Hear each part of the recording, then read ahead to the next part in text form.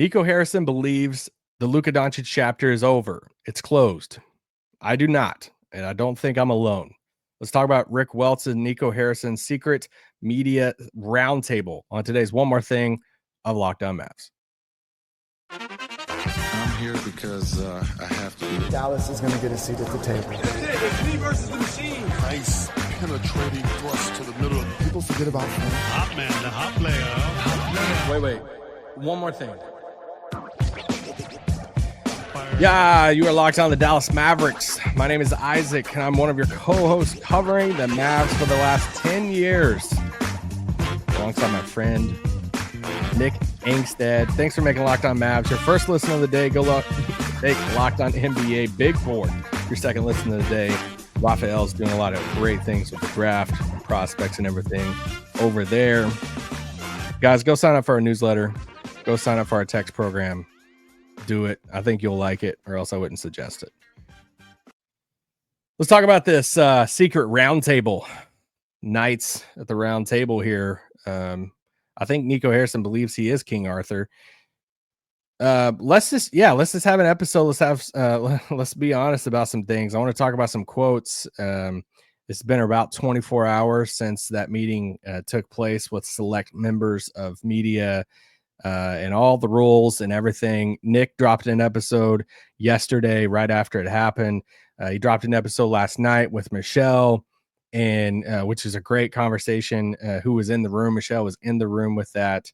Obviously, that we had a Kings Mavs crossover episode that dropped around midnight last night, previewing the game and stuff. But I didn't get a chance to be on any of those shows to talk about this insane media session with Nico and Rick Welts. And I was like, man, I can't let it go by. Not that you are like dying to hear whatever Isaac has to say about this, but I just at least want to get some thoughts down. I want to talk about it. It's difficult, man.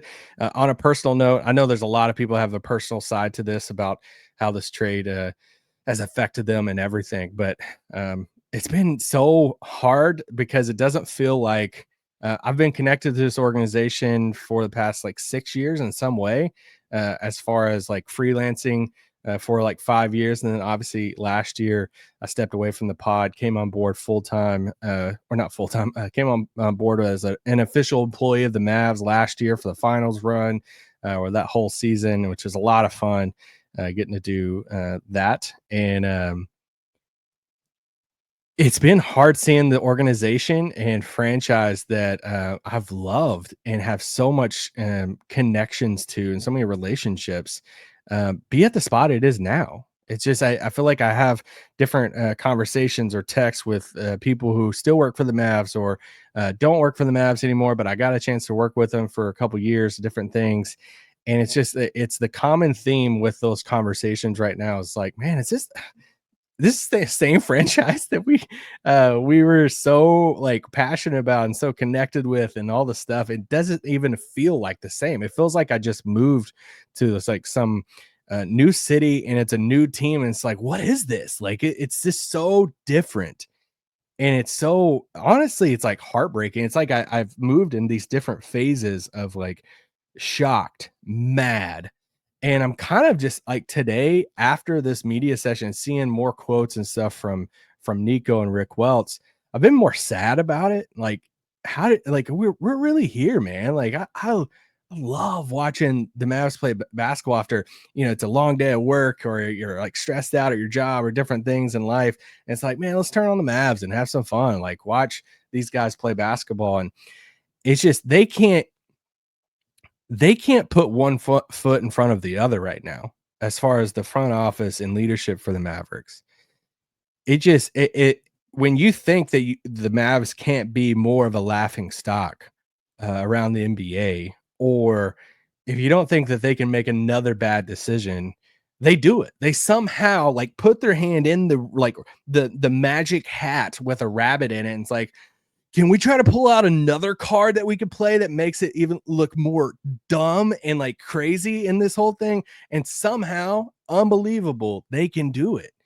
And so it's hard to like talk in this manner about this franchise that I love so much, but it's been hard. It's just like, I mean, I'm being honest, like, and I shot out a tweet and stuff today about, we know that some of these episodes, heck, this episode might has gotten to Nico or in people around Nico and stuff. And did that affect us not getting invited to this roundtable today? I don't know. Of course, I would have loved to have been there. I'm jealous that I wasn't there. I'll say it, admit, all of that. There's great people that was there. Loved Tim Cato, and obviously Michelle was there, and Sam, and just so many people. I mean, Tim McMahon, and I texted Tim McMahon after they'd been in there about 45 minutes. I was like, "Hey, can you give me some sign of life? Like, are you good? Are you still alive? What's going on?" And he confirmed a proof of life back, so that was good. But so let's talk about this secret media roundtable that happened. If you go back around like 48 hours ago, Nick and I became aware of what was going to happen. And Nick, we got on the phone and we're just like, in what world is this a good idea? Like, and I'm literally, I remember saying to Nick, I was like, we're going to be the Mavs are going to be like made fun of so much again tomorrow. Who decided on this? And, you think about the timing too, and the Mavs playing, on Wednesday today for their lives in this playing game. And it's just like, you can't help to think like, hey, let's try to have this now so the game coverage can like try to overshadow any of the Nico quotes and all of that. But man, it's bad timing. It's just a horrific decision. I thought our friends over at DLLS did a great job in their post roundtable podcast with Mark Stein and Tim Cato and Bobby and Kevin. And, Mark Stein was just going in on it of this should have been open to all of Dallas media. It shouldn't have been a closed off thing and all of these things. And it was just horrible timing all the way around. I thought Ben Swanger from the Dallas or the D Magazine, we had him on the pod earlier this year to talk about the arena stuff, and he had had an interview with Patrick Dumont and stuff, and I thought he wrote the best piece of the day. He was invited. He was one of the 15 people invited to this, and so I'm going to pull out different quotes and stuff and kind of hit on different things. But Ben puts in his story, and this just gives you an insight of how this thing got set up. Ben says in his piece on D Magazine, the invitation came with conditions: an ultra limited guest list, no live tweeting, no live streaming, no cameras or audio recording. A transcript of the discussion would be provided by the team afterward. The team would later amend the policy about audio recording. Recorders could be used, but no audio clips could be released from the session. It was all bizarre. If the most telling thing in the world is that when the Lakers came to town, Rob Pelinka is going on a tour right now. All right. He's got his leather jackets on. He's got his motorcycle. And it's like, I'm going to go and tell anybody and everybody that I am the king of the world right now, strutting around the Mavs arena, the court. Literally signing autographs at Lakers games. And the opposing team's GM and front office is having secretive, closed door, can't record it, can't tape it. We're going to select who's going to be there, all the different stuff about it. If that doesn't tell you about like the trade and all that stuff, I don't know what does right there. That right there, from anybody on the outside looking in who doesn't know any of the details and they don't even know names, it's like, oh, wow, look how these front offices are acting different. So that gives you a sense of it. And I can't help to think of like the Mamba mentality part of it. If Kobe, like we know the passion and love that Nico has for Kobe, and rightfully so. Like, I can't imagine getting to work, the opportunity to work alongside Kobe like he did. But the thing about Kobe that we all know, and that like the slogan and the tagline, it's all like reference with Kobe is that Mamba mentality and everything. And it's just so like the irony behind it of, the guy that like lives by that, or it's referenced in regards to like Kyrie or all the stuff. And it's a part of his DNA of like what he wants to build a team around, that Mamba mentality doesn't show up in how the response after a decision that he's made. And I couldn't help to separate. I couldn't separate those two today when looking how this media roundtable came to be and what we all kind of describe or define what mama mentality is and how those are on opposite ends of the spectrum with that. I don't know. There's just a lot of irony around that. All right, let's get into one, and then we'll do a quick break, and then I'll share a bunch of them. This is one more thing, so it's going to be a longer show. So there you go. I think one of the things about all of this is we're living in Nico's world. All right, the moment that he made a trade like this was the moment that he made all of Mavs fandom about him, and this wasn't about the Mavs and the fans or the players or all this stuff. It was about Nico Harrison. And I mean, the amount of times today in which he was asked, by Tim Cater or Tim McMahon or different people in there about the fans and the Fire Nico chants and, who he's doing his job for and all this stuff. And when he's referencing the, like, I don't have the obligation to the fans or, to all this, it's for the Dallas Mavericks. That's who I'm making these decisions for. Well, who is the Mavs? I think that's the biggest thing, because so much stuff has changed. I don't know what the Mavs is. Like, what does it mean when he says, hey, I'm doing this for the Dallas Mavericks? You're not doing this for the employees. Like, I mean, we all know how much this has made life so much suckier for a lot of the Mavs employees. Are you doing this for the players? You're really doing this for the players? You think the players are enjoying this? Like, who is the Dallas Mavericks? You're definitely not doing it for the fans. You're doing it for the city? No. Like, so what is the Dallas Mavericks now? Because it feels like all of this is an unraveling of what the Mavericks have been defined by for decades. This loyalty, we could go all day and Dirk, and even I know the question was about Dirk's involvement and everything, but even referencing Dirk of, like, even though it's unpopular with Dirk or the fans or all this, I'm doing this for the betterment of the Dallas Mavericks. It's like, well, I don't even know what that means anymore. I don't even know what is the Dallas Mavericks? Like, what is it? You're doing this because I think everything that would fall into, hey, the Dallas Mavericks before this, I think I would sit there and be like, oh man, we're talking about the employees. We're talking about the fans. We're talking about the players. We're talking about the city of Dallas, all these things that helps define what the Dallas Mavericks are. It's just not that anymore right now. So I don't really understand that. I don't understand that comment of, like, I'm doing it for the best of the Dallas Mavericks, because I think ultimately and truthfully, it's not about that. You're doing what's best for Nico Harrison. Let's take a break, and then we'll be right back.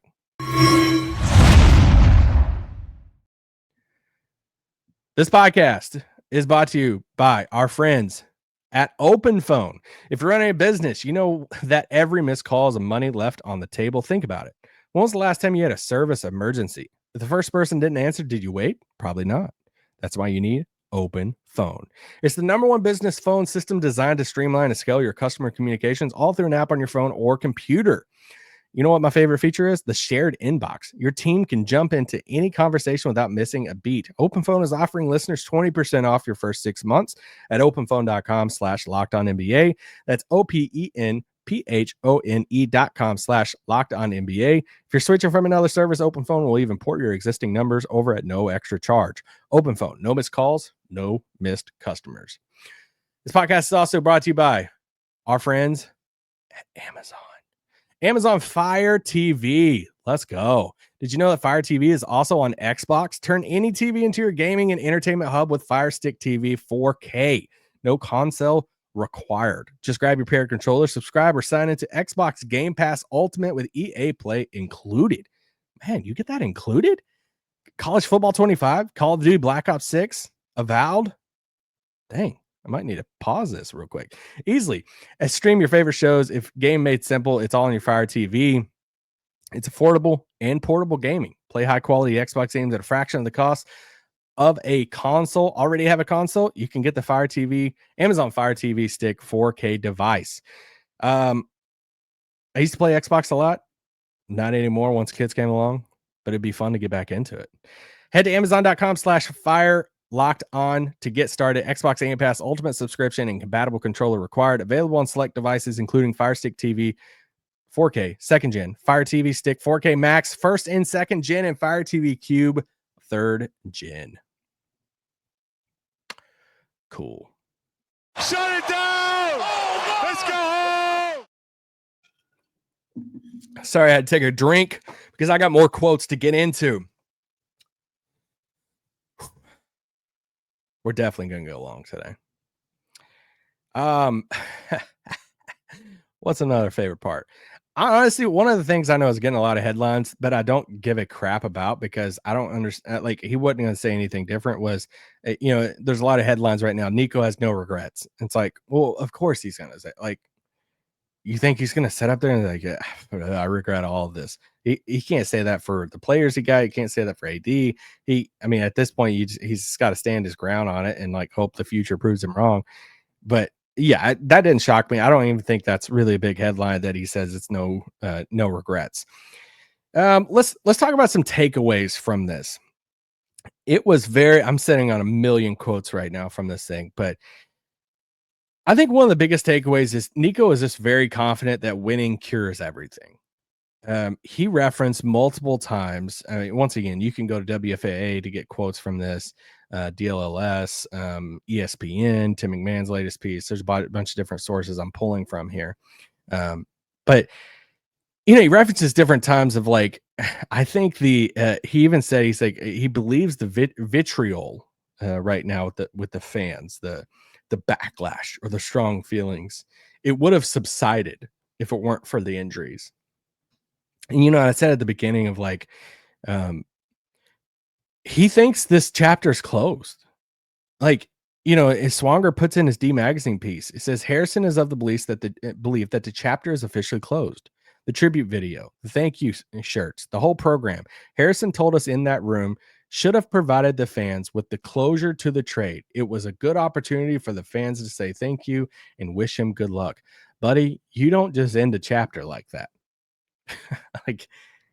And I think it's the lack of awareness on a lot of this stuff, of the lack of awareness of the connection of the city with Luka, lack of awareness of like just thinking that this chapter's closed now because we had a tribute video and saw Luka drop 45 and cheered him off the court, and now the chapter's closed.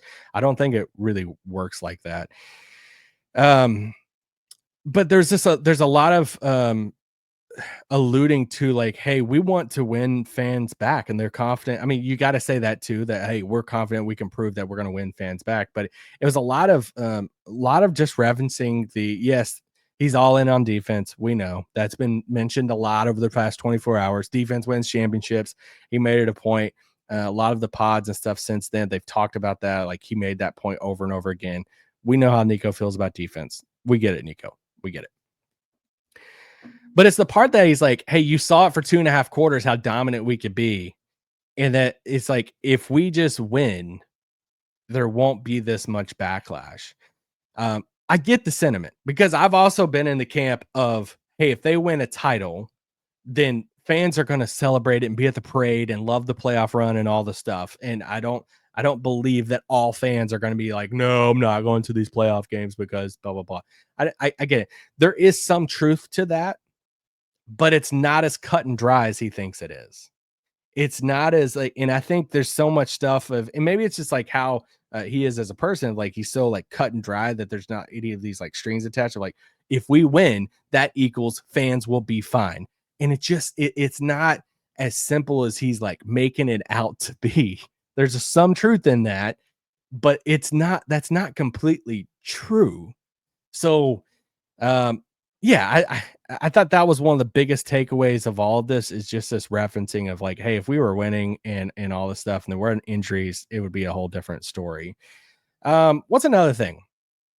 So he referenced, I'm going to get to Rick Welts' quote in a little bit about Monte Ellis. That was an all-timer. Just awesome. Nico referenced multiple times that, about the trade and the backlash he got from the trade and how he's gotten backlash in all the previous trades that he's made. And I don't know if that's fully that true either.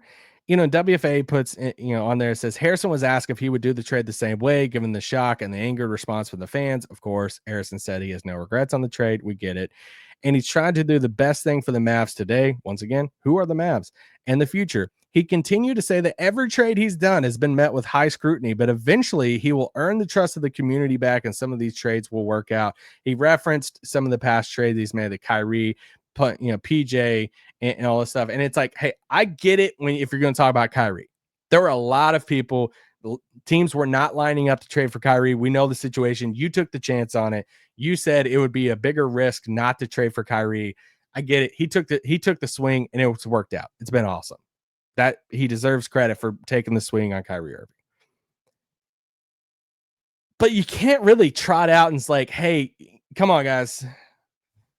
Because you questioned how much we gave up for PJ Washington, some of you did, and PJ worked out, then you got to give me some time on trading Luka Doncic. Like, I don't think you got one, you can't compare the scrutiny you've gotten from some of the past, deals. But to his credit, I would say he has made some good moves in the past before this Luka trade, to where it's like, all right, cool. Now there's been some other bad moves too, but the hate from the fan base just wasn't there compared to post Luka trade.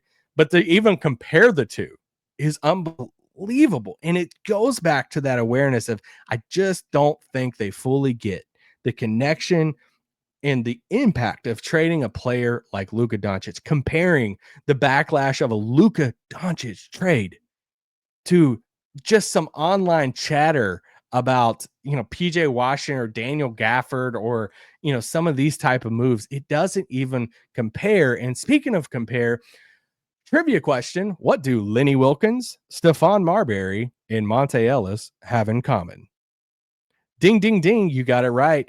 It's who Rick Welts compared Luka Doncic to in regards to trading away some players. Yes. Incredible moment. Rick Welts, new CEO of the Dallas Mavericks. Of course, he comes over from the Golden State Warriors. He has almost 50 years of experience in the NBA. And here we go. According to WFA, this is what Welts had to say.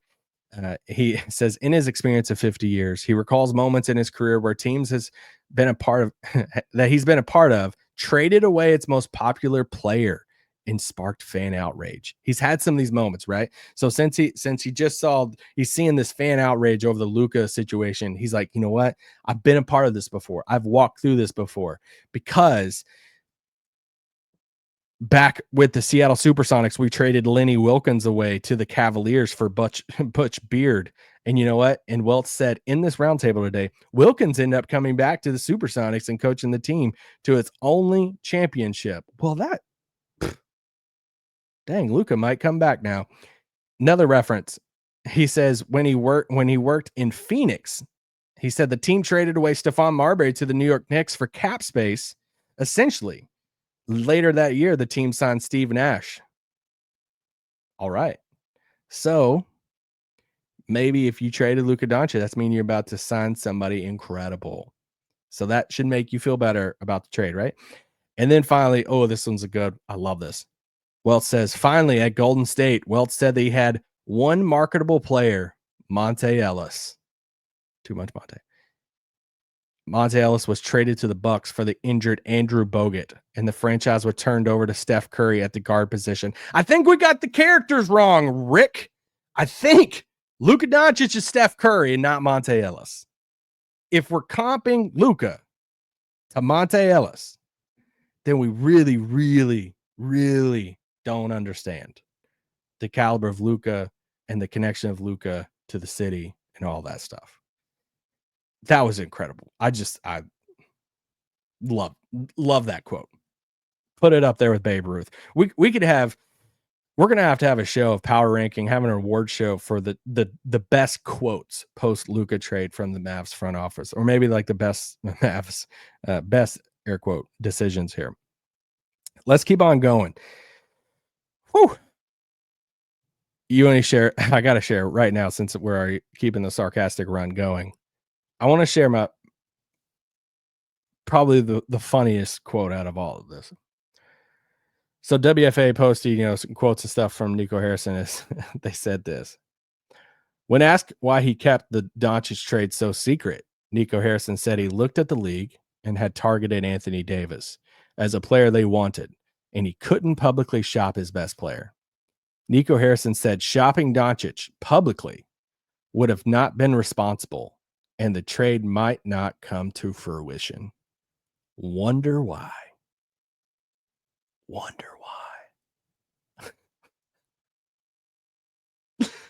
I literally wrote in my notes, LOL, like 5 times. Like, I love anytime that this trade is talked about and the secrecy around it. I love so much whenever they're like, hey, you know what? If this got out, it might not have happened. People might have shut it down. No joke. Yeah. I'm with you. I agree. It probably wouldn't have happened because there's a lot of other people outside of that coffee shop table that would have been like, hold up. Have you had too much caffeine? What's going on? That's one of my favorite ones. All right. So WFA also had this. They reached out for the Sands Corp for a quote on this. I want to read a couple of these quotes because this is incredible. Good stuff. So their statement, although they wouldn't give a big statement alongside of it because they recognized, hey, they even said in this to WFA, Nico Harrison and Rick Welts run the organization and should be speaking for it. And this goes with what we've heard too, like Dumont and Sands Corp, they're more of like hands off. They're more empowering Nico and Rick Welts right now, saying, hey, you run the Mavs. This is also what the spokesperson said. Patrick and his family love being stewards of the Mavericks and have deeply enjoyed their ownership experience over the last year and a half. They want what all Mavs want. Do they? A team that plays hard together and wins games. So with that said, the focus should be in the remaining games. The focus should be on the remaining games the team has and its push to the playoffs. Hold up. If the focus was really on this team and the push for the playoffs and the remaining games left, then you wouldn't have a secret nights at the roundtable meeting with media that you hand selected in which you won't allow cameras or record it and all the different stuff. You wouldn't have done that to where you dominate the news cycle again 24 hours or whatever 36 hours before your team tips off for their lives in the play-in tournament. This isn't about that last game. It was never about this Kings play-in game. It's about Nico Harrison. It's about all this different stuff. So and that statement was like funny to me because it's like, oh, it should be about that. I agree. It should be about that. But it's not. And it hasn't been about that the whole time. Man, I probably shouldn't record this. It's so late and I'm just like firing off takes left and right. Oh, well, got a lot of built up emotions right now. Let's talk about a few other things, takeaways. I love these pods because I'm just like kind of just looking at my made things or my list here. I put Welts made comps, LOL. Sandcorp quotes. They're confident that they're going to win fans back. Nico referenced multiple times. And so this was a thing that Swanger actually wrote about the interaction with Tim McMahon and Nico Harrison, which I'm ready for the Windhorst Hoop Collective pod to come out for McMahon to talk about his experience and stuff in the room.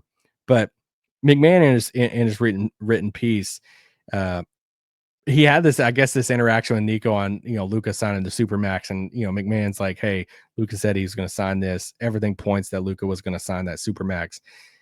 And the fact that Nico is still like putting out there is like, no, well, he didn't have to. Like, there's still like reason to believe that he could have like held out on that.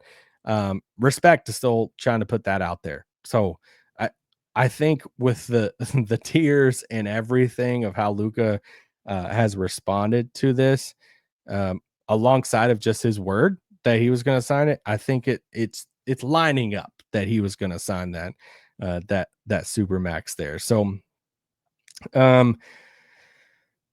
Woof. I'm looking at some of these last things here that I want to put. This is from McMahon's piece. He said, Nico Harrison says, we believe in the move that we made. Harrison said, when asked about the logic of the time frame and all that, he tells McMahon, you obviously don't agree, and that's fine. You're entitled to your opinions, but we're excited. I think once we win, then that will change your mind. And then McMahon asked, hey, if you envision yourself going beyond the time frame as GM of the Mavericks, the 3 to 4 years that he's referenced. And Nico Harrison says he considers Dallas home. I have 3 years left on my contract, and I see myself finishing it out. It's on the ESPN piece with McMahon. I thought one of the last things I want to talk about here is the, there was this, this back and forth.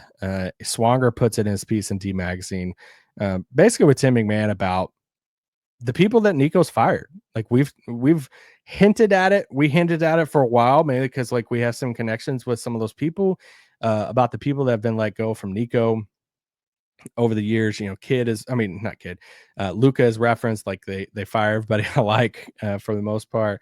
And it's not just Casey Smith. He's obviously one of the most known ones, but there's other people, and Holstopper and Spangler. And so it's just like there's a bunch of different people attached to it that Nico is like, oh. And I thought it was fascinating. Swanger puts in his piece, and I'm going to read this here. Swanger wrote in the D Magazine, Harrison reached a breaking point sometime around the 48-minute mark when McMahon started to press about why the organization parted ways with former medical staff members, Casey Smith, Jeremy Holstopper, Casey Spangler, and Smith in particular. Nico Harrison says, I'm not going to sit here and go back and forth. You're coming at me from a negative standpoint, and I'm looking at it from a positive standpoint. The guys we brought in are better.